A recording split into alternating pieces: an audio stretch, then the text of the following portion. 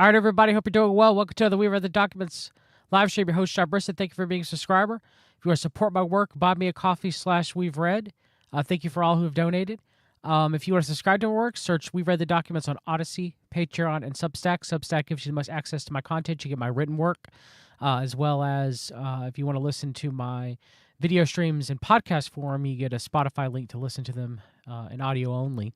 And my fellow brother in Christ and I, Jeremy Stone, have a Christian podcast, which By Their Fruits. God bless each and every one of you. So this is Nayib Bukele, the president of El Salvador's Twitter.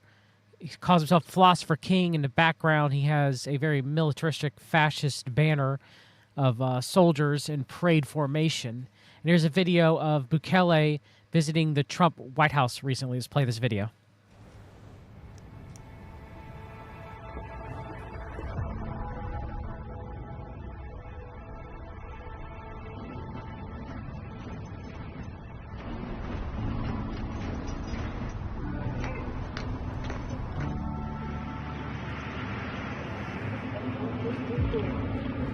This is not the first time Bukele has visited Trump.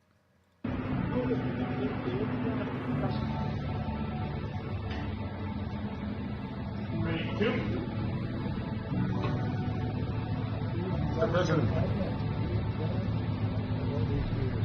Pretty closed. Pretty shut. Pretty face.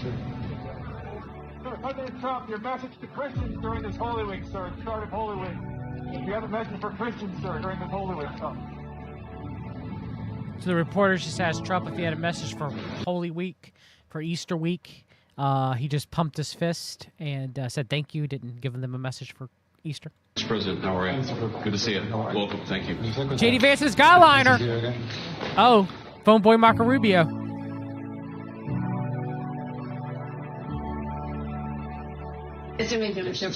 Trump meeting with El Salvadorian cabinet. Minister of Foreign Affairs, the Ambassador. Very good. Minister of Justice. Minister of Defense. Advisor. No. Lower. We do over there. It feels like you've been missing me. This is done. Oh, you know. Very young man. Now he's just a young man. He's done a fantastic job. Mr. President, it's an honor to have you. Thank you. You're doing incredibly for your country. And we appreciate working with you because you want to stop crime, and so do we. And it's very, very effective. And I want to just say hello to the people of El Salvador and say they have one hell of a president. Okay? And I mean that, and I know him well. I know him as a very young man, Marco, even younger than you. You know, he started pretty young. He'll always be younger. Young at heart. But I want to thank you for the great job you're doing. I appreciate it. Thank you. Well, it's an honor to be here in the Oval Office with the President and leader of the free world. We're very happy, and we're very eager to help. We know that you have a crime problem.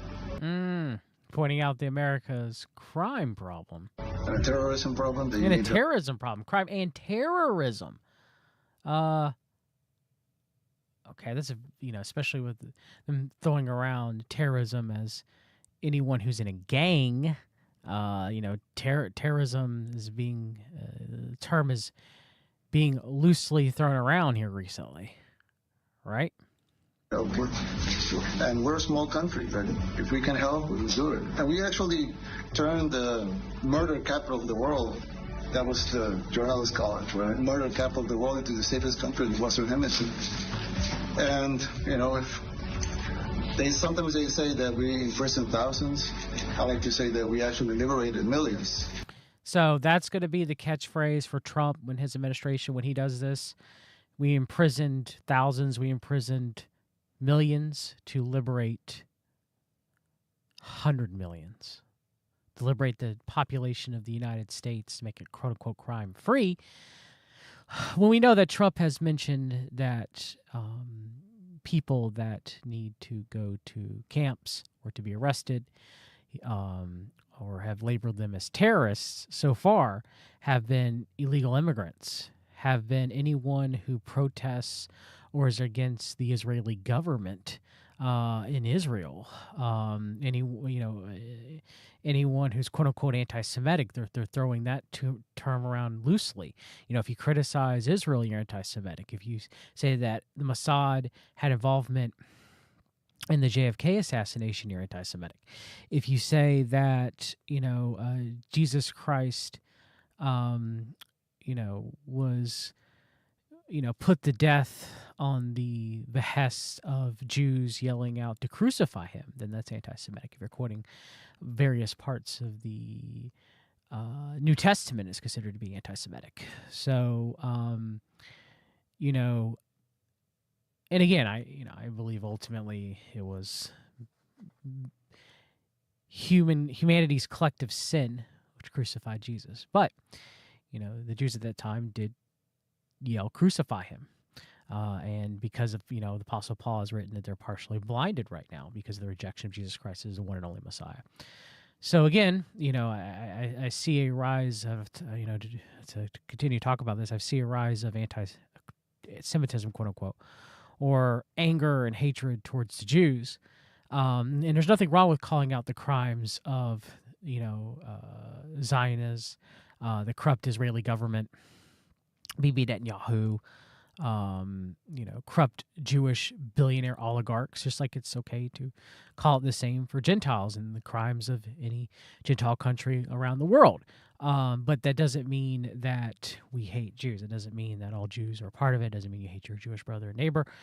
You love your neighbor as yourself. You preach the gospel to them and hope that they become born again. And so, so again, we have anybody who calls out the crimes of the Israeli government or Bibi Netanyahu or anybody who's labeled, quote, unquote, anti-Semitic. They're terrorists. We have the homeless that Trump called the scourge of humanity, the scourge of America, that they need to be put in camps and giving V's and, be rehabilitated back into society. And so they're on his list as well. And so is anybody who is an enemy of Trump, anybody who speaks out against Trump, anybody who defies Trump's orders. They've been called treasonous traitors as well too. Right. I guess one final group is drug addicts through the wellness camps of RFK Jr. Right. So, Jesus Christ came to free the captives. He came to free humanity from sin and death. The wages of sin is death, right? And if you believe in Jesus Christ as the one and only Messiah, you're born again. Everyone has to face the first death, but no one necessarily has to face a second death, and the second death is to be cast into hell for all eternity. So Jesus Christ came to give us freedom. Lucifer gives false liberation, liberty, libertinism. Do what thou wilt. Okay. So again, you have the Liberation Day, April 2nd, 2025, that Trump had designated into United States law. So Trump has come to liberate, but it's false liberation. I believe he's likely the Antichrist. So just like I've talked about, and Nayib Bukele is probably a stage of the forerunner. Alice Bailey talked about the El Salvadorian model is the forerunner. If Trump is the Antichrist, to what will happen here in America, and it will turn ugly eventually in El Salvador. And we don't know what's happening in what they call the black hole of human rights prison, CCOT, right? We don't know if people are being killed. We know if people are outright dying, if they're being purposely killed. We don't know. We don't know what happens to them. We don't know. They're put in horrific, totalitarian conditions. So if that is the fate of Americans, they're going to supposedly build more CCOT prisons, and they're going to designate those prisons as American territories, so that's quote, unquote, lawful to ship American citizens down there to El Salvador. If that's coming here, then El Salvador is stage of the forerunner. The wealth, the false security, the false peace, right, that El Salvador now has is a microcosm of what will come here to America, behest if Trump is the Antichrist. And it's going to be, horrible, the persecution of Christians and people and the false theosophical golden age, right? The golden age of Lucifer. Okay, so this liberation is false. It's not freedom, it's liberation. I'll make that clear. I really do believe the liberation comes from Lucifer. It's false. It's not true freedom. True freedom is in Jesus Christ, and Jesus Christ alone. So, it's Very good. Who gave him that line? Do you think I can use that? yes. Yes. And in fact, Mr. President, you have 350 million people to liberate. But to liberate 350 million people, you have to imprison some. That's the way it works, right? You cannot just, free the criminals and think crime is going to go down magically. You have to imprison them so you can liberate 350 million Americans that are asking for the end of crime and the end of terrorism. And it can be done. I mean, you're doing it End of already. crime, the end of terrorism. We can stop it, right? If 3 people gather in El Salvador, they can be arrested. So I'm really happy to be here, honored, and eager to help. Well, we had a terrible thing happen. We had an administration that allowed people to come in freely into our country from not only South America, but from all over the world. We're a great country, but we had stupid people running this country. And I can say it, what they've done to us at the border should never and can never be forgotten. It's a sin, what they did. And It's a sin. Now, it is a, grievous crime, you could argue, against the American public, but a sin. Trump believed that he's God, that they have sinned against him. The Biden administration had sinned against them, especially with leaving the border wide open and allowing illegal immigrants to further come into this country. But Trump did that too, and so did Obama, and so did Bush, so did Reagan. So, but we're not going to. Trump doesn't think he does anything wrong at all, right?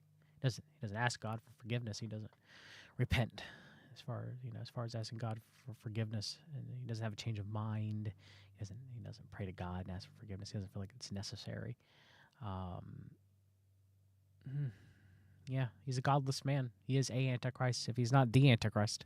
you are helping us out, and we appreciate it. Thanks. Thank you. Actually, what you're doing with the border is remarkable. It has dropped, 95%? It's incredible. Okay. As of this morning, 99%, 99.1% to be exact. Why are those numbers not in the Not media? true. Simply not true. Well, they get out, but the fake news, like CNN over here doesn't want to put them out because they don't like putting out good numbers. They only like putting out because I think they hate our country. Actually, I have a great relationship with this man. I have the best relationship with him. We've known each other. The rest is them just, giving platitudes towards each other. But I did want to. So Nayib Bukele, just want to show you guys that. Nayib Bukele reposted that he is Trump's greatest ally. And then Elon Musk here, let's play this video. And then Nayib Bukele said, human rights. What about the human right of a woman not to be raped? I mean, what about the human right of kids to play or to be free or to, go to the park? And what about the human right to live? Or the human right to walk in the street, right? But no, they were worried about the human rights of the killers. Okay. So first he emotionally leads off with rape, which is a horrific crime. It is an abomination to the Lord. It's a grievous sin. And then later he shifts to, oh, dear Lord, think of the kids. The kids playing, oh, dear Lord, think of the kids, the children, the safety. Appeals of emotion, okay? And I'm not excusing, rape is horrific. But it's what he's saying. He's like, who cares about innocent until proven guilty? Now, granted, I'm not talking about the differences between El Salvadorian law and American law, but in America, you're innocent until proven guilty by a jury of your peers. Is the justice system perfect? No, it's not. Okay? But eventually a person will face God's vengeance. If not now, they will at the white throne judgment when they're cast into hell for all eternity. Okay? If not born again, they don't believe Jesus Christ is the Messiah. So, again, rule of law, American justice system, I'm not saying it's perfect at all. But for it to exist, you have to have innocent until proven guilty. There was none of that in El Salvador. And they don't even have the due process to be able to appeal once they're put in CCOT. Once they're put in CCOT, they're black hole, never to be seen from again, the way it looks like. Okay. So what human rights? It's a black hole of human rights. A criminal still has a certain amount of rights. In America, as an American citizen. You may not agree with that, but they do. They have no human rights, no rights in CCOT. Yes. So again, we'll hold another discussion of what human rights are. It's a very loaded term. Very loaded term. So, again, yes, I want peace. I want security when I go out with my family to the various places around where I live. I'm not saying I don't, but at what cost? I don't want it, United States to become a totalitarian fascist society for that quote-unquote peace. My life in the hands of my family's lives are in God's hands. So whatever happens to us, it is by His will. I'm not saying that I'm, brash as far as doing things without thought. But the way they're trying to sell it is, again, the jailing of thousands or millions for the liberation of millions to 100 millions or whatever. Okay. To liberate millions, you have to imprison some. That is the phrase. And then here we have, I miss you already, President T. So Nayib left and Mrs. Trump. So there you go. Bukele meeting with Elon Musk. Welcome to Tesla. Thank you. Yeah, it's 3 times the size of the Pentagon. Trump says that, not Trump, Elon Musk says that Tesla is 3 times the size of the Pentagon. It's like the U.S. Wearing a Mars shirt. Maybe we're just Astronauts.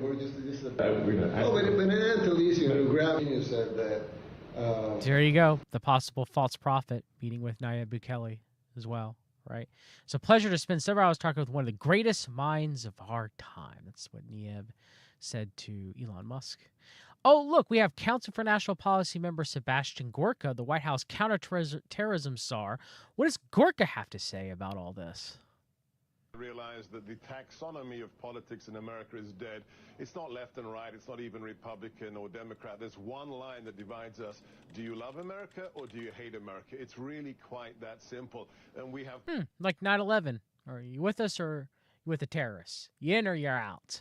Very similar to the George W. Bush administration. CMP running the same old playbook. People who love America, like the president, like his cabinet, like the directors of his agencies, who want to protect... Well, I love the American people, and my family's been here for 300 years. I want what's best for America, Gorka. And Trump and his cabinet are not what's best for America. You're not what's best for America, Gorka. Protect Americans. And then there is the other side that is on the side of the cartel members, on the side of the illegal aliens, on the side of the terrorists. And you have to ask yourself, are they technically aiding and abetting them? Because aiding and abetting criminals and terrorists is a crime in federal statute, Rob. So anybody who criticizes what the Trump administration is doing right now, according to Sebastian Gorka, who is absolute slime, and we should pray for him, who is not even a naturalized American citizen. He was originally a British citizen. His family, fled from Hungary, right? Fled from USSR oppression. But he wants to oppress people as well, too. Gorka is also an ardent Zionist as well. He's a very evil man. We should pray for him, that he becomes born again, because I do not believe that he is, and that he just stops doing the evil that he does. So anyway, he's saying that anyone who is against what the Trump administration is doing right now in El Salvador, anyone who is criticizing deportations of the people from college campuses who are protesting the Israeli government's crimes, or anyone who criticized deportations of like Abrigo Garcia, whether or not he's an MS-13 member or not. Anybody who's just, saying like, hey, we need to put the brakes on this. You also talk about sending American citizens. This isn't right. Well, you're aiding and abetting terrorists. You're with the terrorists. You're with Al-Qaeda. If we're going back to 2000s, right? Early 2000s, right? You're with Al-Qaeda. You're with MS-13. You're with the terrorists. Therefore, you should be investigated. Therefore, you should be arrested. Therefore, you should be sent out to CCOT. Gorka, how about you? How about you get arrested by the United States people and you're tried by a jury of your peers for being a traitor? How about the inverse? Yeah, you wouldn't like that very much, would you? But right now, you're in power. A little bit of power is going to your fascist head. One day, I know your people will knock on my door. Fine. I'll preach the gospel to your face. Preach the gospel to the face of the amount of demons that you have in you, Sebastian Gorka. May God rebuke you, sir. Palantir is helping Doge with a massive IRS data project. I want to thank S90 for sending me some of the links today. My fellow research partner and brother in Christ. Love you, man. Palantir, the software company co-founded by Peter Thiel, is part of an effort by Elon Musk's so-called Department of Government Efficiency, Doge, to build a new mega API for accessing Internal Revenue Service records, IRS sources tell Wired. For the past 3 days, Doge and a handful of Palantir representatives, along with dozens of career IRS engineers, have been collaborating to build a single API layer above all IRS databases at the event previously characterized to Wired as a hackathon. Sources tell Wired. Palantir representatives have been on site at this event this week, a source with direct knowledge tells Wired. APIs are application program interfaces, which enable different applications to exchange data and can be used to move all IRS data to the cloud and access it there. So this would integrate IRS data into Palantir Apollo to be used maybe by Palantir Gotham. Okay. Doge has expressed interest into API project possibly touching all IRS data, which includes taxpayer names, addresses, social security numbers, tax returns, and employment data. The IRS API layer could allow someone to compare IRS data against interoperable data sets and from other agencies. Should this project move forward to completion, Doge wants Palantir's Foundry software. There you go. So you have a combination of Apollo, Foundry, and Gotham, right? So Foundry is going to analyze the data with Apollo running the whole thing, and then later could be used with data from Gotham to determine whether someone is a criminal of the United States or not, allegedly, supposedly, right? They're not paying their taxes or whatever, so... A source with direct knowledge tells Wired, meaning anyone with access could view and have the ability to possibly alter all IRS data in one place. It's not certainly currently clear who would have access to the system. So they can alter it. They can make it so it look like you didn't pay your taxes even though you did. Foundry is a Palantir platform that could organize, build applications, or run AI models on the underlying data. Once the data is organized and structured, Foundry's ontology layer can generate APIs for faster connections and machine learning models. To allow users to quickly query the software using artificial intelligence to sort through agency data, which require the AI system to have access to the sensitive information. Engineers tasked with the finishing API project are confident they can complete it in 30 days. A source with direct knowledge tells Wired. There you go. So you have the modernizing defense acquisitions and spurring innovation in the defense industrial base. This is a recent executive order by President Donald John Trump, April 9, 2025. My authority vested in me as the President by the Constitution and laws of the United States of America is hereby ordered. 1. A Chief Executive Commander-in-Chief, I'm committed to ensuring that the United States military possesses the most lethal warfighting capabilities in the world. America's defense industrial base is central to this effort. Similarly, defense acquisition workforce is a national strategic asset that will be decisive in any conflict where the factory floor can just be significant as the battlefield. Fortunately, after years of misplaced priorities and poor management, our defense acquisition system does not provide the speed and flexibility our armed forces need to have decisive advantages in the future. order to strengthen our military edge, America must deliver state-of-the-art capabilities at speed and scale throughout a comprehensive overhaul of this system. Okay. So what they're going to do is this is to speed up, probably using artificial intelligence, using Palantir warp speed up production and arming of the United States military and the modernization of the United States military through, using of drones and AI. So Anduril Industries and Palantir. This is to further their power and contracts with various Thiel-backed military public-private partnership companies. Okay. Musk's SpaceX is frontrunner to build Trump's Golden Dome missile shield. SpaceX is leading a bid to build Golden Dome with startups Anduril Industries and Palantir, 6 people said. SpaceX-led group is pitching the Pentagon with a subscription model for missile defense, sources said. SpaceX proposes a constellation of 400 to more than 1,000 missile defense satellite, sources said. So, well, I've been talking about this for a while now. We have Narya Capital, which was J.D. Vance, Peter Thiel, right? And, of course, in their portfolio, a certain company known as True Anomaly.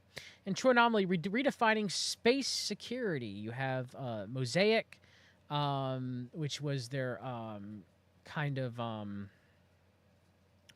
architecture platform.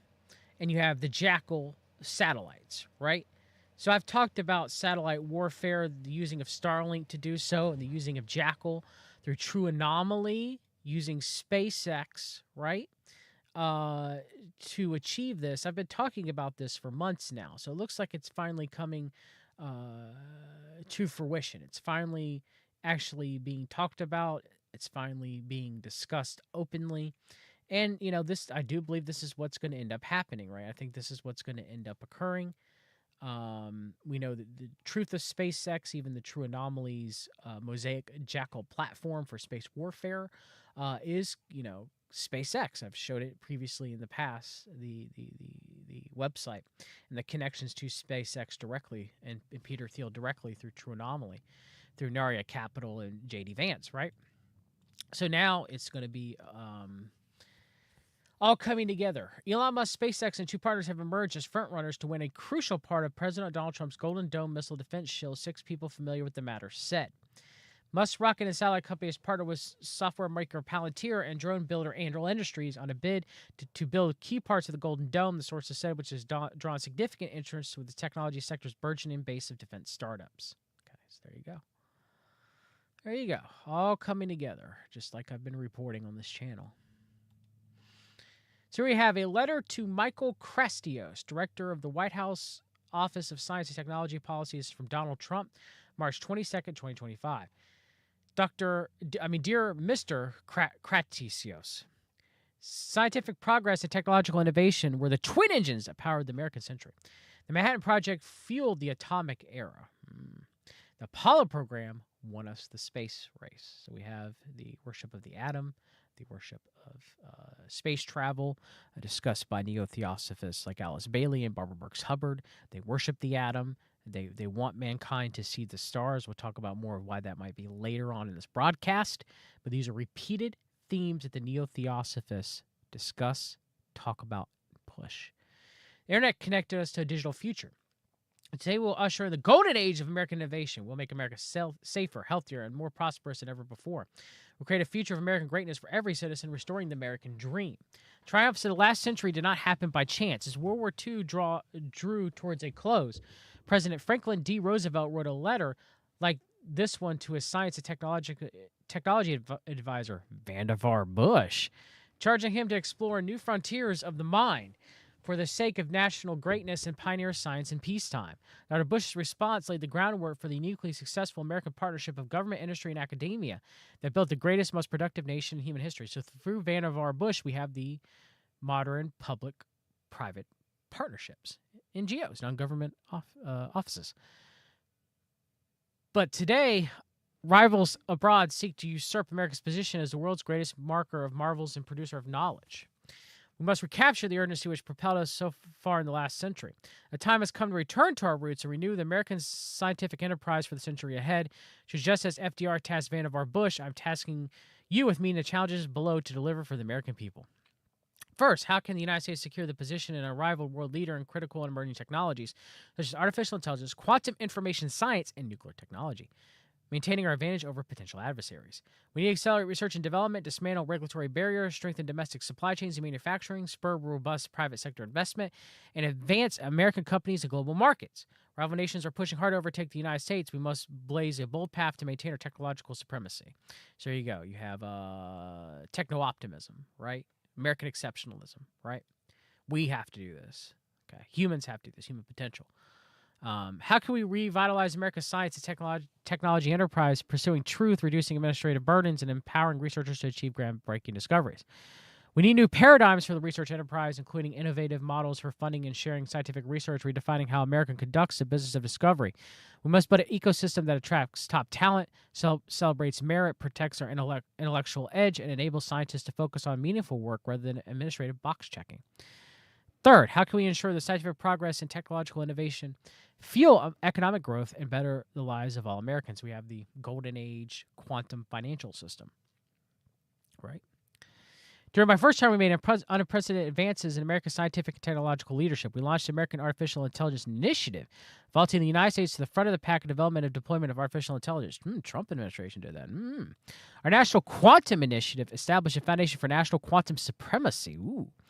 We created the United States Space Force, the Space Force, and charted a new and daring course for America's further exploration of space. All this buttressed our security and bolstered our prosperity as reaffirmed America's place as the world's preeminent technological superpower.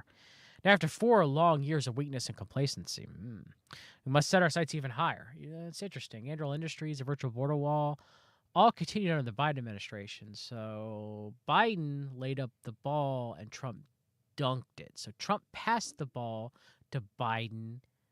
Biden laid the ball up. Trump's dunking it in. Okay, as far as we have is AI and technology and Operation Warp Speed, Operation Tiberius Kirk. This all continued. It all continued during the Biden administration. Okay, they're just as guilty. Trump's finishing it. I'm calling you to blaze a trail for the next frontiers of space. We have the opportunity to cement America's global technological leadership and usher the golden age of American innovation. We're not just competing with other nations. We're seeking, striving, fighting to make America greater than ever before. Sincerely, Donald John Trump. Guys, give me one quick second. I need to get some water. I'm going to play a song for you guys, and then we shall continue. My apologies. Let's see here. Let's play.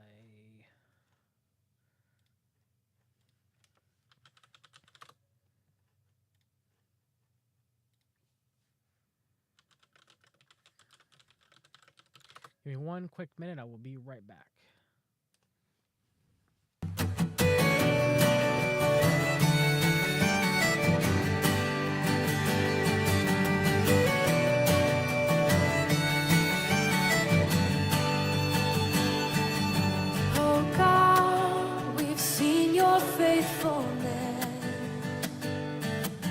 You brought us from the wilderness,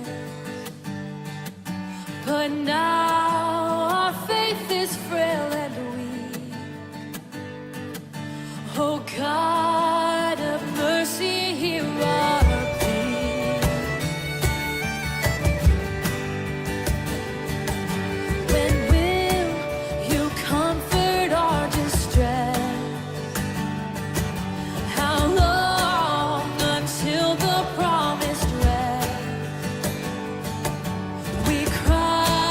To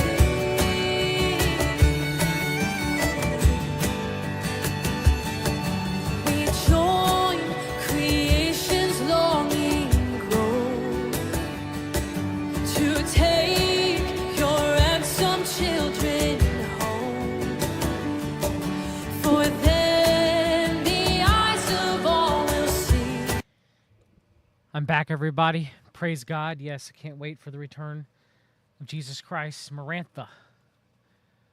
Maranatha, I guess is the correct pronunciation for it.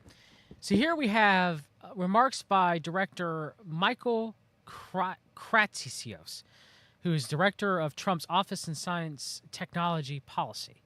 Okay. The golden age of American innovation. So now we're merging a theosophical Greco-Roman golden age with American exceptionalism. So now we're blending this all together in a theosophical, neo-theosophical worldview. Okay, that's what's happening here, okay? Endless Frontiers Retreat, Austin, Texas, April 14th, 2025. Thank you for the kind introduction. It's a pleasure to speak to you all this evening here in the early light of the new golden age of America. Early light of the new golden age. Very Luciferian. Very Luciferian. President Trump has given us all who serve in his administration a monumental task, the renewal of our nation.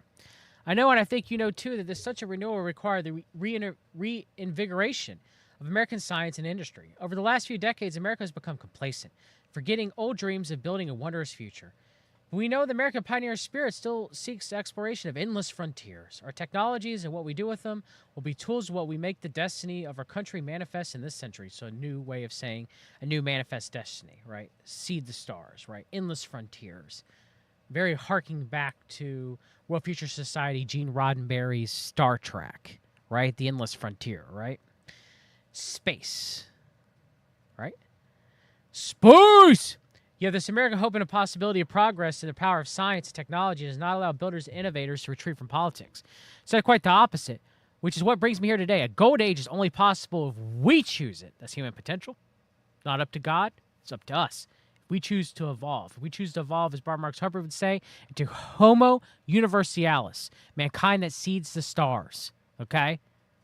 So again, very neo-theosophical. Very neo-theosophical in human potential. There's nothing predestined about technological progresses and scientific discoveries. They require the efforts and energies of men and women, the collective choice of order and truth, even over disorder and opinion. Okay, so there you have it. There's no God's will. He's not even saying there's no fate. So there's no God's will in scientific discovery or technological progress. There's only the potential and manifestation of what humans can do. Okay? It's very theosophical. The last century was called the American century, as despite wars and domestic conflict, the United States stood as the forefront of science and technology, building the future. With the strength of our industry and ingenuity, we created the largest middle class the world has ever seen. As President Trump said to me in his letter laying out the science, technology, and agenda of his administration, the triumphs of the last century did not happen by chance. Triumph of the will. Ours was the atomic age. Ours, the victory in the space race. And ours, the innovation of the internet. Literally, what Trump's letter, whoever wrote that letter, whatever little cretin wrote that letter, okay? Whatever Mark Andreessen, little, cretin wrote that letter, he is echoing it. I just read that letter to you a minute ago. Kratsios is echoing what Trump wrote. Today we fight to restore that inheritance. As the failure of the Biden administration's small yard high fence approach makes clear, it's not enough to protect America's technological lead. We have the duty to promote American technological leadership. A gap lies between our moment and the speed of transformation. America experienced mid-century. Progress has slowed. Yes, large language models astonish us, AI. Rockets still turn our eyes upwards, and satellites envelop the globe, Starlink. But as we look forward to America's 250th birthday celebration next year, our progress today pales in comparison to the huge leaps of the 20th century. Consider the country of 50 years ago. As the nation approached its bicentennial, Americans looked forward to electricity too cheap to meter. By the end of 1972, 30 nuclear plants were operational, 55 were under construction, and more than 80 were planned or ordered. Same year, remember, AI needs a lot of energy. The beast needs a lot of energy. Same year, Apollo 17 astronauts became the 11th and 12th men to walk on the moon. 5 years before, the X-15 rocket plane has set a speed record for the crewed aircraft of Mach 6.7. America was flying higher, faster, farther than ever before. Today, however, energy prices still burden producers and consumers alike, and the grid remains precarious. Over the past 30 years, only 3 commercial nuclear reactors have been built, and the 10 have been closed. Despite spending almost twice as much as healthcare as peer nations, we have the lowest life expectancy. Apollo 17 steps on the lunar surface have proved mankind's last. The X-15 record still stands, and the Concorde was decommissioned more than 2 decades ago. Our passenger planes are slower than they used to be. Our trains crawl compared to those in other parts of the world. Our cars do not fly. Advances have stopped, but something has gone wrong.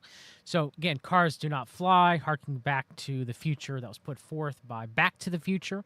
You have the weird 88 miles per hour, 88 being a number around Trump, and the Trump-Biff connection that Casey from Into the Stars has done shows on. So you have harking back to that, right? Harking back to the future that was put forth to us by science fiction and by movies, which is pushed by the World Future Society, pushing science fiction into science factor, science, future is what they would say, right? So kind of pushing that, narrative, pushing that we traveled to space, pushing that, we spend so much on healthcare, we have the lowest life expectancy, but it's because the system's broken and big pharma and all that, right? But again, their cures are going to be mRNA analyzed by artificial intelligence to your DNA, right? Ever forward marching progress, experimentalism, it doesn't matter. We just need the guinea pigs to see what works. Stagnation was a choice. We've weighed down our buildings and innovators. The well-intentioned regulatory regime of the 1970s became an ever-tightening ratchet, first hampering America's ability to become a net energy exporter and then making it harder and harder to build. We seem to have lost focus and vision, to have lowered our sights and let systems and structures and bureaucracies muddle us along. We're capable of so much more. So again, human potential. And look, any checking to make sure something's okay, any peer-reviewed studies, anything like that holds us back. Any regulations hold us back. Forever forward marching progress, no matter the cost. Okay, it's very dangerous, chaotic thinking. Okay, our technologies permit us to manipulate time and space. I'll read that again. Our technologies permit us to manipulate time and space. I'll read that again. Our technologies permit us to manipulate time and space. So, hinting at time travel, which I believe does not exist, but that's what they're putting forth here. Okay. They leave distance annihilated, cause things to grow and improve productivity. So also hinting at teleportation. Okay. As Vice President Vance said in a recent speech, the tradition of American innovation has been one of the increasing capacities of America's workers of extending human abilities so that more people could do more and more meaningful work. But unrestricted immigration, reliance on cheap labor, both domestically and offshore, has been a substitute for improving productivity with technology. We can build in new ways that allow us to do more with less. Or we can borrow from the future.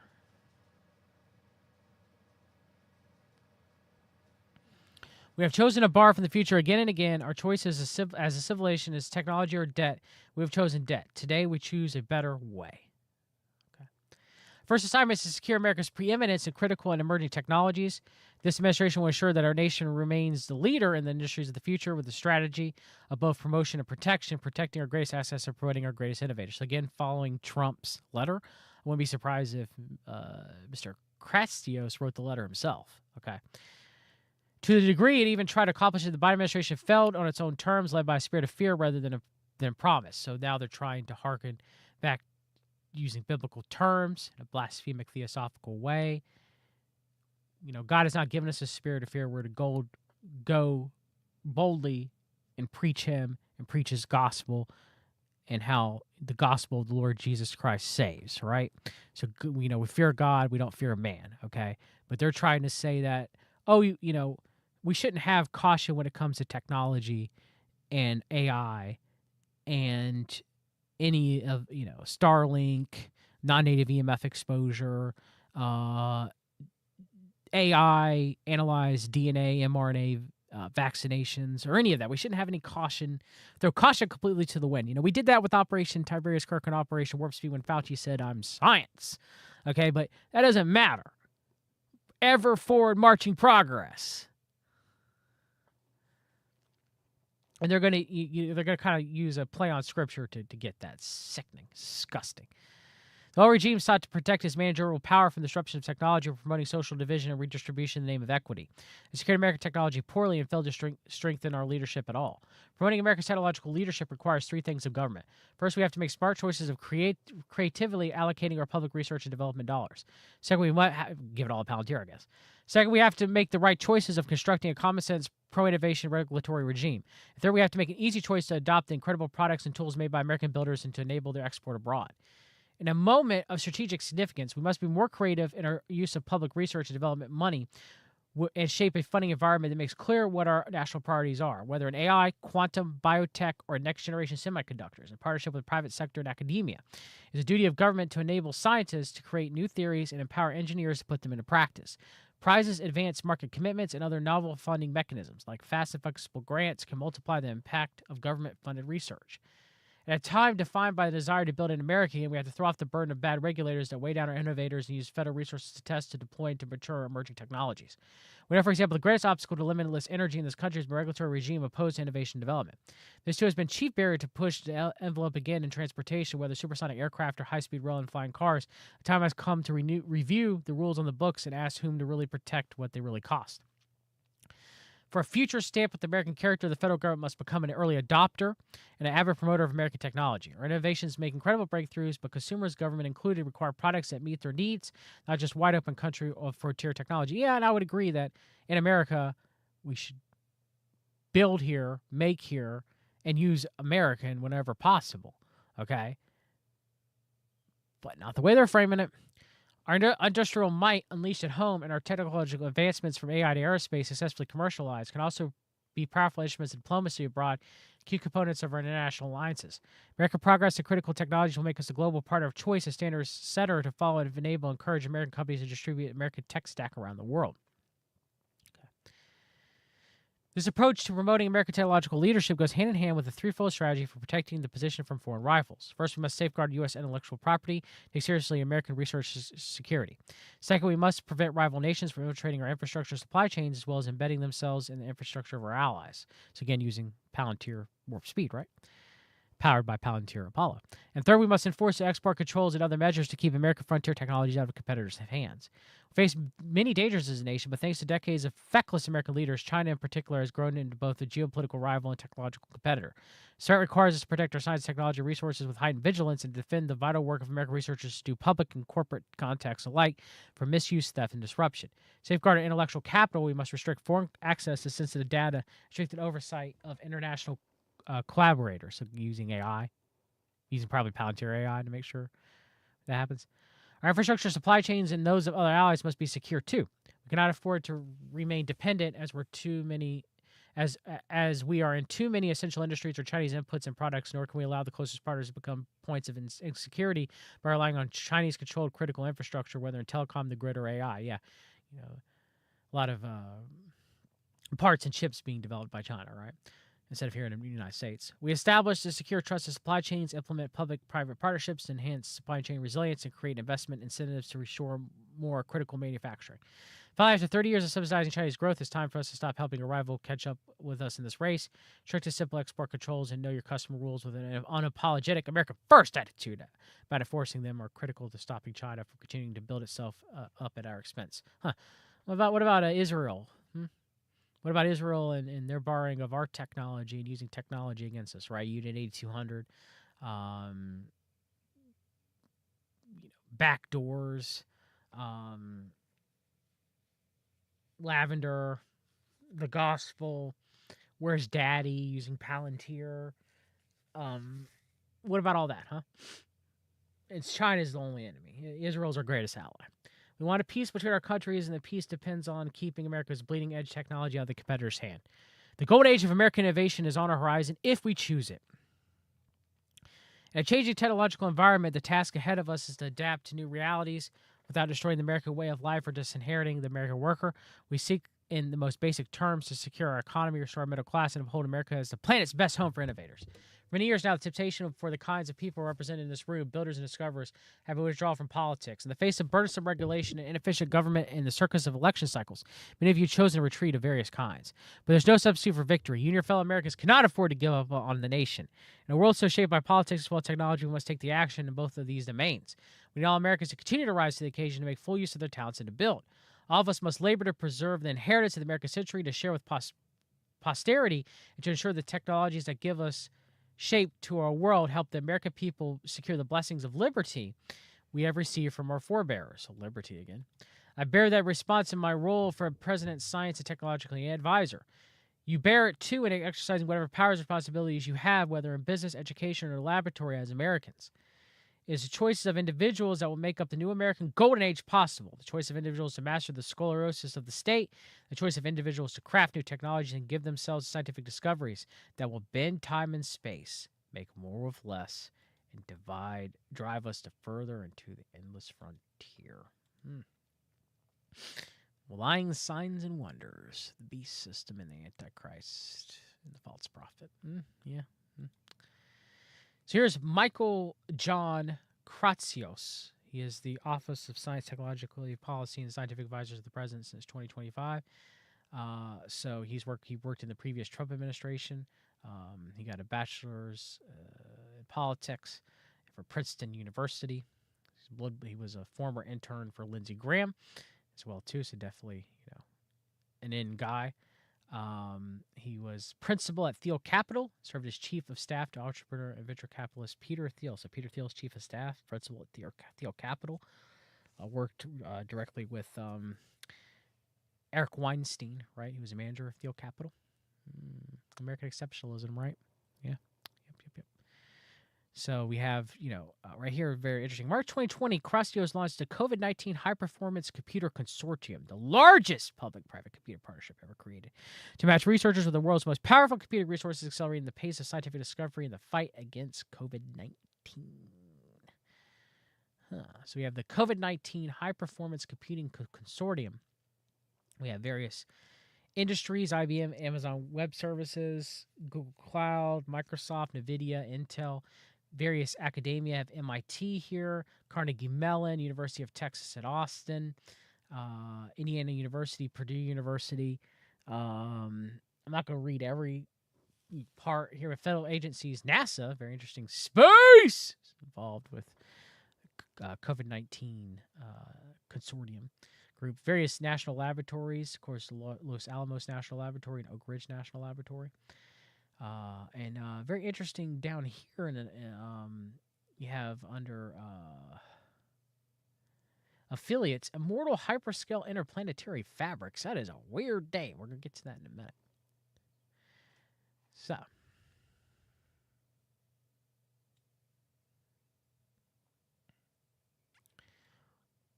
Immortal Hyperscale Interplanetary Fabrics 2025. That's a very weird theosophical space. Even Saturn, where the O is, right? Not much information as far as press releases, but down here, Immortal is building the world's most powerful platform for enterprises to enable a new generation of applications at planetary and interplanetary scales. Headquarters in Palo Alto, the company is currently in stealth mode. Sounds like this is going to play some kind of weird False Great Awakening future. Right? Couldn't find a lot of information about Immortal Hyperscale Interplanetary Fabrics. That's not, you want to take a look, you're welcome to, brother. So UK to join COVID-19 High Performance Computing Consortium. So it was UK. We know that through Operation Warp Speed, Operation Tiberius Kirk, Palantir had the health data for the National Health Services in the UK. That was all the health data for anybody who tested positive for COVID-19 in a clinical setting or got the COVID vaccines. You have your medical health data given to Palantir for 10 years. You didn't even know that was a thing. You didn't even know that was happening, but it happened through the Emergency Use Authorization Act through COVID. And so, here you have UK involvement, and you have the COVID, you have the cloud groups as well, too. And so it all goes back to Palantir. The Palantir Foundry Platform and Service resides in Amazon Web Services Government Cloud. So Palantir was who got all the data through the COVID cohort collaborative. Going back to Operation Tiberius Kirk. So Endless Frontier Institute launches in Texas. Oh, boy. So here we have some information based in Austin, Texas. This group includes heavyweights like the Council on Foreign Relations. Ooh, the CFR. Jordan Blaszczak, who co-chairs the Institute, has highlighted the need to rebuild America's technological prowess to navigate current geopolitical challenges. Some might even call Austin a spiritual center for American innovation. Institute aims to broaden its focus beyond just defense tech. Topics like cybersecurity and critical minerals, oh boy, Greenland, will also be part of the conversation. And you have being invested in by Army Futures Command, AFWERX, AFW Works, or AF Works, 8VC Overmatch Ventures. We'll get to 8VC in a minute. So you have 8VC here backing AI-fueled military logistics. So 8VC, Galantin was incubated through 8VC, which helped launch drone boat maker Saronic. Directed energy specialist Aperius, which announced a $25 million raise in March. Navigator, the company's digital planner, was built using Palantir's technology Foundry. So again, they're using Gallatin is using Foundry, which would use Saronic drone boat using Foundry AI, as well as Aperius, a directed energy specialist. Got director energy weapons being talked about again, being made public. Gallatin will collaborate with Booz Allen Hamilton, one of the world's largest defense contractors, on contested logistics, a major focus of the United States Army. So there you go, all interconnected, right? So 8VC also funded Hive. So Hive, the internet was involved in an enormous interconnected sea of information, offering a seemingly infinite amount of content at a click of the button. Over 328.8 million terabytes of data, that's a lot of data, are created on the internet each day. It's facilitated global conversation and offered new avenues for people to share ideas, news, opinions, and experiences. Every day, billions of people interact with each other through various platforms, sharing text, posted photos, videos, and more. The volume of content on the internet continues to grow as internet adoption and device use continues increasing. However, as the amount of content on the internet continues growing, so does the perceived importance of moderation to keep users safe. Content moderation is intended to enable online platform usage with the fear of being exposed to harmful content, abuse, and harassment. Content moderation is indeed to play a role in maintaining the quality and safety of online spaces. It uses to filter out material that's inappropriate or harmful and ensure the user-generated content complies with platform guidelines as well as legal requirements. However, the complexity and volume of content uploaded daily online makes content moderation a challenging problem. Manual moderation, time-consuming, and subject to human error. Additionally, monitoring content in real time is near impossible task. Need for solutions is large and growing. In 2022, the global content moderation industry was valued at $10 billion. Hive offers a suite of APIs again, help companies to understand, search, moderate, and generate content. The company offers a portfolio of deep learning models built with training data sourced and annotated by a distributed workforce of contributors. The models classify content such as violence, pornography, and hate speech, thus automating content screening and detection. Hive's APIs enable use cases like contextual advertising, advertising measurement, document parsing, and more. So we have Hive was founded by Kevin Guo and Dimitri Cartman. Before founding Hive, Guo was associated with Mithril Capital Management. So Theo. And he got his computer science, of course, at Stanford. Theo. So the monitoring of internet content using artificial intelligence through Hive. And yes, I do agree with moderating content to a degree, right? Like it should exist. But using AI to do it instead of having people do it. And of course, being funded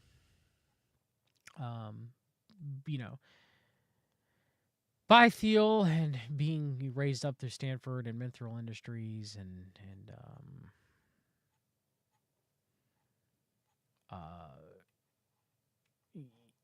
it's just quite interesting to show. I think 8VC as well. Let's see here. Yeah. So, funding from Founders Fund and 8VC as well, too. So you might keep asking 8VC, why, John, were you bringing this up? Well, the founder and chairman of 8VC is Joe Lonsdale, one of the main members of kind of like the collective PayPal Mafia. And he as well, too, was the founder with Peter Thiel and Palantir Technologies. So Joe Lonsdale is using AI to do a lot of the moderation of online content. So in closing, Terry Wolf's Substack, I suggest to subscribe to Terry Wolf's Substack. Got some good information here. He breaks down, I've always wondered why the Neo-Theosophists had an obsession with space, right? And believing that they can, escape the firmament to see the stars, right? So, Terry Wolf writes here, I'm certainly not the first person to point out these connections between Musk and Mars and wanting to go to Mars. And the fact that Elon Musk started around Nazi salutes or tried to go to Mars is anything but coincidence. You see, he's either dumb enough to believe this is his great destiny, his terrible purpose, or he's compromised enough to play the fraudulent role, despite knowing it's just an occult sham. And yeah, it's very interesting that when you learn about Russian cosmism and returning to Mars or going to Mars, when I was a New Ager and I was probably had some sort of demon of divination within me, I would, divine about that we had came from Mars and once returned to Mars as well too, right? So it's very interesting. The same, demonically divined crap that was fed to me when I was a New Ager is fed to these Theosophists as well too. So, Terry Wolf talks about, I'm certainly not the first person to point out these connections, but when most researchers don't know that conquering space by traveling to a distant planet is the latest phase of the 500-year-old Jesuit plan to fulfill Jeremiah 31:37 loophole, which is a plot against Jesus Christ and the collective, bride of Christ.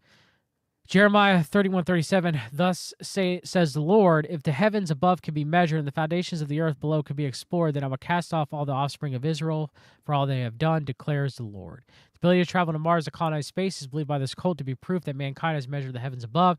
As the moon landings were fake and going to Mars seems impossible, they're employing psionics to request demonic help to break through the latest barrier stopping us from interplanetary imperialism.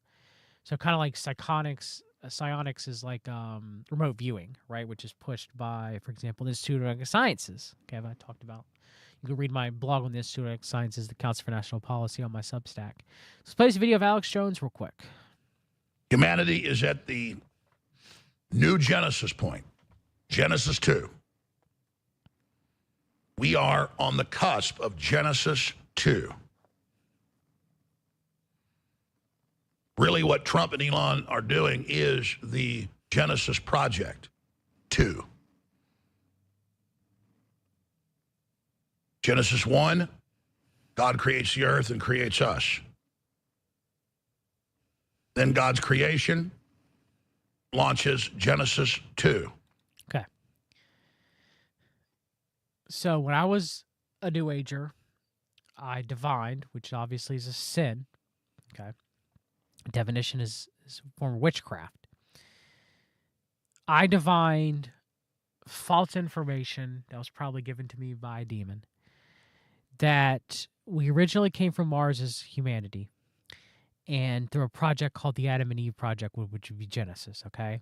And then from there, Mars was destroyed by evil, quote-unquote, aliens, like the Greys, and we had to escape here to Earth. And one day that we should return to Mars, which would be the Genesis 2 project that kind of like Alex Jones is alluding here to. So it's crazy to me that I used to divine this straight up garbage. Straight up garbage. Straight up delusion. And they discuss it as well too. It's a common delusion that the demons seem to push. You figured out what we are? Powerful, awesome. Human potential. The Bible, God says, I made man with terrible purpose. No, that's World Future Society member Frank Herbert and Dune. The exact quote. It's not in the Bible. Terrible purpose.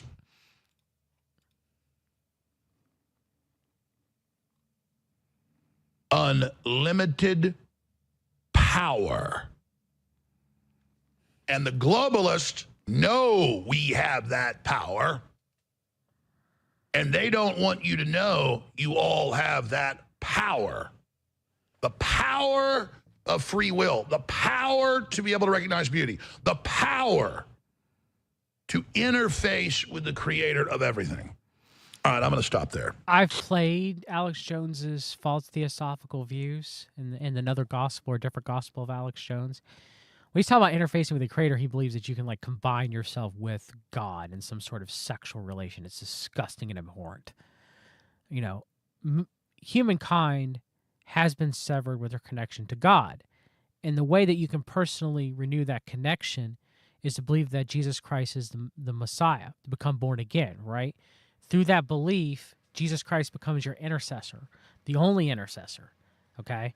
The Catholics believe falsely that Mary is a co-intercessor with Jesus Christ. That's heresy. Jesus is the only mediator between us and God, okay? There is no co-mediatrix, okay? Jesus Christ is that only mediator. He restores a relationship with God the Father, okay? And we do that by believing that he is the one and only Messiah and becoming born again. Then we become an adopted son or daughter of Jesus Christ. I am of God the Father. I am an adopted son of God the Father. Jesus Christ is the only begotten son of God. But you become an adopted son. You become an heir of the promises that were given to Abraham. Okay? So that's how we interact with God.